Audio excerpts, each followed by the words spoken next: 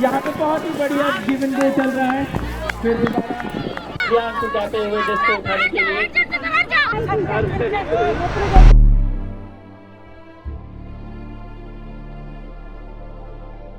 the kids are experiencing other players or others coming from different parts of the country, which they would never experience if they hadn't played Ultimate. So I think there was one person who was saying in the live stream that he got an opportunity to fly, like that it means to be in an aeroplane because of Ultimate. For us or for others, it will be like small things, but then for these children, these are big wins in their life. And to give these children these big wins in their life, that's a very good part to say. That's a very good inspiration for us to do it better and better next year.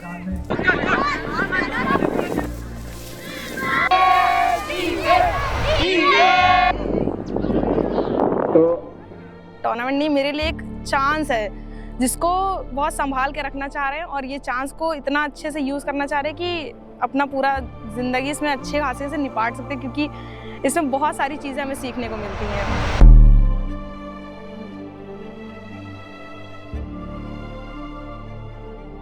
This is my first experience of understanding about what Ultimate Frisbee is about. What has been great to hear is about how the sport is, that it is not about so much about competition, but about camaraderie, about how you play with each other without hurting anybody else.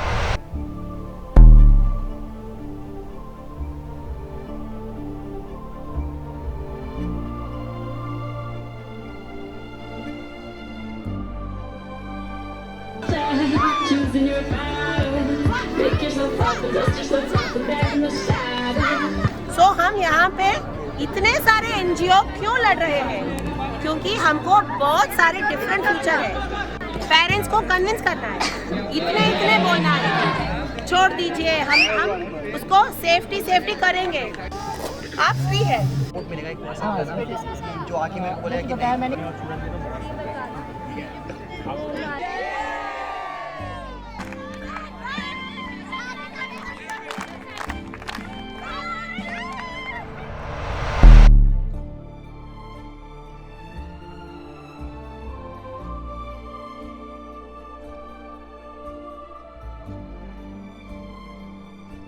It's an interesting experiment because we need to figure out new ways of playing to bridge the gap of gender. Yeah. Because no matter when you play 7v7 or when you're introducing kids to the sport, there will always be a point we reach where the girls are not being passed to or they're not getting touches on the disc.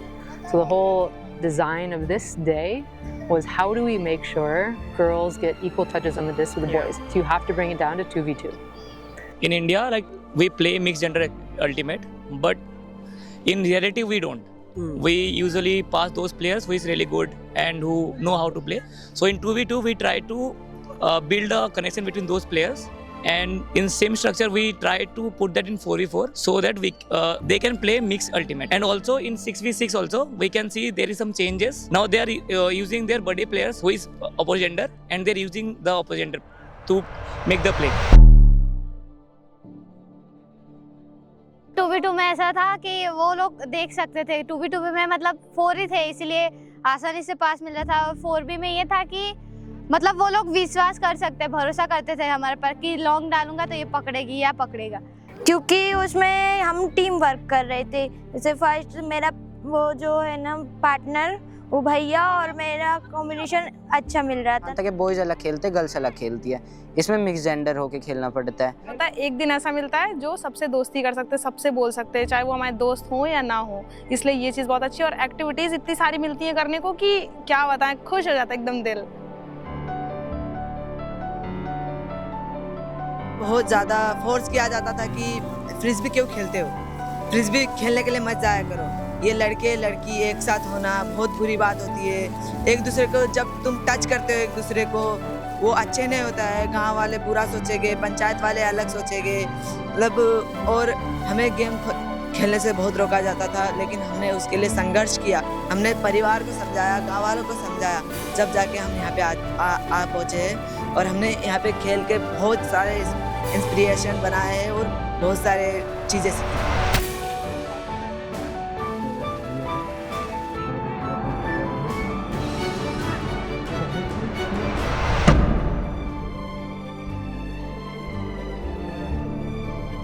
Community में frisbee से काफ़ी सारे बदलाव देखा है। उसमें ऐसा है कि कम्युनिटी के पेरेंट्स भी इन्वॉल्व हो रहे हैं फ्रिस्बी में और उन्हें अपने लड़का और लड़कियों की एक साथ खेलने के लिए मौका भी दे रहे हैं। वो काफ़ी अच्छा चीज़ बदलाव दिख रहा है और लड़कियां खुद आगे आ रही है फ्रिस्बी खेलने के लिए।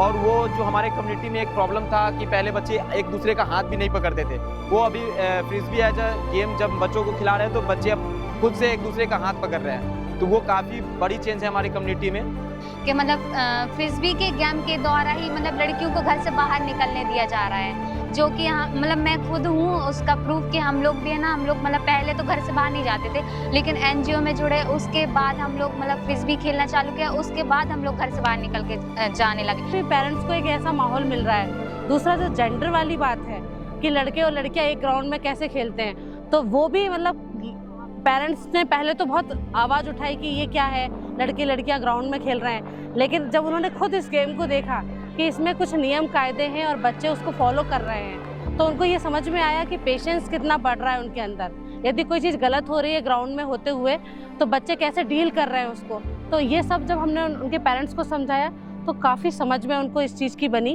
कि गेम्स तो बहुत अच्छा है, और उन्होंने परमिशन भी दी। पहले मना कर रहे थे, लेकिन आज उन्होंने सपोर्ट किया तो हमारी टीम आई है भोपाल से।